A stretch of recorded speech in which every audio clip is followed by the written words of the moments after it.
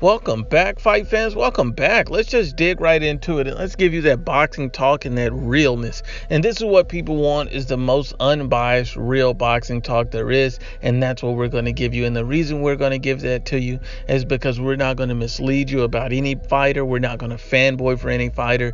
We're just going to give you the unbiased truth. And the unbiased truth is Saul Canelo Alvarez is a more vicious and dangerous body puncher than an Errol Spence Jr. You have to understand that Errol Spence Jr. has been hyped in that regard as being the most vicious and devastating body puncher, while Saul Canelo Alvarez has shown you what body punches can do. You have to understand that Saul Canelo Alvarez fought a Gennady Golovkin, and no, he didn't stop him with the body punch. He didn't drop him with the body punch. Of course not, because you have to understand that Gennady Golovkin, love him or hate him, he's an elite level opponent who showed a solid chin against every opponent he's faced. Against Canelo Alvarez, he took some extremely hard shots, and yet he would stand them. But you could tell that he was visibly affected and hurt, and he moved back. He closed up the body as Canelo Alvarez kept inching towards with those body shots. He was not interested in any of the body shots that Canelo Alvarez. He didn't walk through them because they were devastating, as you just saw. Basically, Canelo Alvarez destroyed Rocky Fielding with body shots. So let's be honest and unbiased, is that Canelo Alvarez is levels above guys like this. And when it comes to body shots and precision punching, you know, the funny thing about this is Errol Spence Jr. called out Canelo Alvarez, stated that he wanted to fight with him. And you have to be honest and unbiased, is that that's not a fight that, you know, Errol Spence Jr. can win, because Errol Spence Jr. is not an elite level opponent. He's not that type of guy that have that type of skill. He's a power puncher for 147 pounds, and he's more than likely a natural 154 pounder if we're being honest and unbiased. And Canelo Alvarez can fight as high as 168 pounds. There's levels to this, and Canelo Alvarez is just on a different level. You know, when you look at the opponents that Errol Spence Jr. has had, you know, people try to criticize Saul Canelo Alvarez and say, well, you know, he didn't knock this guy out, he didn't knock that guy out. But it's different when you're facing elite level opponents. When you're facing Floyd Mayweather Jr., Miguel Cotto, Iris Landilata, you know, when you face these guys, when you face an Austin Trump when he was at his very best, when you face a Triple G twice, when he still has elite punching power and shows no flaws in his game plan until he faces you, then everyone wants to discredit Triple G. You have to be honest and unbiased that these guys are all good fighters, especially when Canelo Alvarez fought them. So let's be 100% honest. But when you look at it like this, you call Errol Spence Jr. the best guy, the best body puncher in the division, when he's beating guys like a Lamont Peterson. A Lamont Peterson, it took him 7 rounds and he beat a Lamont Peterson, a guy who's never been elite, who's never been a top tier fighter. Leonard Bundu in 6. You know, it took 8 rounds against Chris Van Herding. 8 rounds. That's ridiculous. 6 rounds against Leonard Bundu. 11 rounds against a broken Kell Brook. You have to be honest and unbiased. He fought a Carlos Ocampo, but no one came out and said that Errol Spence Jr. is fighting, you know, tomato cans. People gave him a pass for Carlos Ocampo. Yet Rocky Fielding was a world champion. Yet Rocky Fielding was in a higher weight class and 6 inches taller than Canelo Alvarez. You can see the inherent bias that Dante's Bias Nation gives Errol Spence Jr. and PBC fighters compared to Saul Canelo Alvarez. It's because, you know, it doesn't matter based on the merit that Canelo Alvarez is fighting better opponents, because even the lighter touch in a Rocky Fielding for Canelo Alvarez is still better than the Carlos Ocampo, because he's 6 inches taller, has a longer reach, is in a higher weight class, and is a champion. None of those things can be said about Carlos Ocampo versus Errol Spence Jr.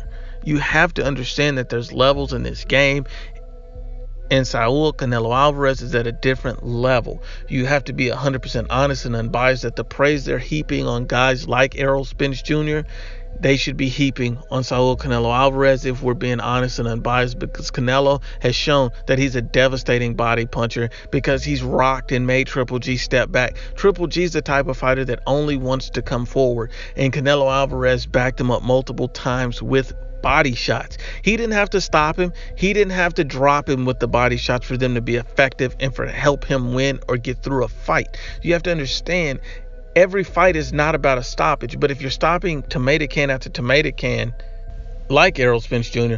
So, for example, Dante's Bias Nation basically calls out and states, Errol Spence Jr. is a vicious body puncher, bias ego, bias new media, bias LDBC fangirls all come out and state that, Errol Spence Jr. is a vicious body puncher. Look what he did to Carlos Ocampo. Who is Carlos Ocampo?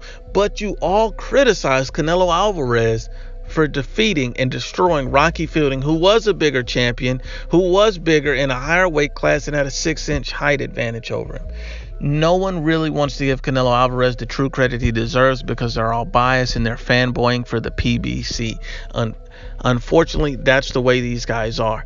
And so it's going to take Canelo Alvarez getting in the ring and stopping or just completely destroying a guy like a Jamal Charlo, a Danny Jacobs, a top-level, elite-level fighter that these guys are fanboying for. Now, I think Canelo Alvarez's toughest fight at the division will be against a Danny Jacobs, in my honest, unbiased opinion. I believe Danny Jacobs has the skill set, the size, and the reach to give anybody problems. I think he is the best fighter at 160 next to Canelo Alvarez. So Canelo would be one. It would be Danny Jacobs, and I believe Triple G. And this is all based on resume, size, and power and skill sets. You have to understand that Canelo Alvarez and Danny Jacobs have the best skill sets at 160. Canelo Alvarez and Danny Jacobs are both elite level fighters, and they have more in their toolbox than a Triple G. So you have to give those guys credit, and that would be a true 50-50 fight that I think anyone would love to see.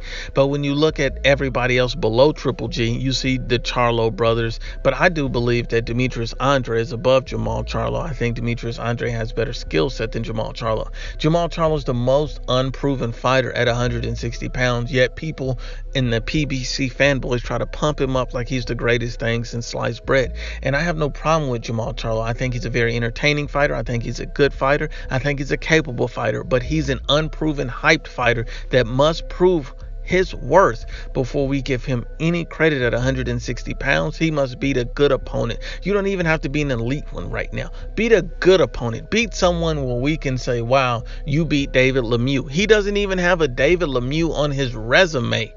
Get a David Lemieux on your resume and then you can talk. You can't even get that. There's levels to this game, and Jamal Charlo is at the bottom at 160 when it comes to facing guys like Canelo Alvarez, Danny Jacobs. These fanboys come out and say, well, why did Canelo, fight, Rocky Fielding and not fight, Jamal Charlo? What makes him deserving of it? Let's be 100% honest and unbiased. Rocky Fielding brought thousands of Brits from the UK. Rocky Fielding brought a world title as well and a higher weight class. Rocky Fielding, on paper and far as financially, is a better fight for Canelo Alvarez. So the money was better for Rocky Fielding, the fan base, and the world title. What does he get with Jamal Charlo? He gets a guy with an unproven resume at 160 pounds, no world title, and no legitimate fan base that's going to travel and see him and pay.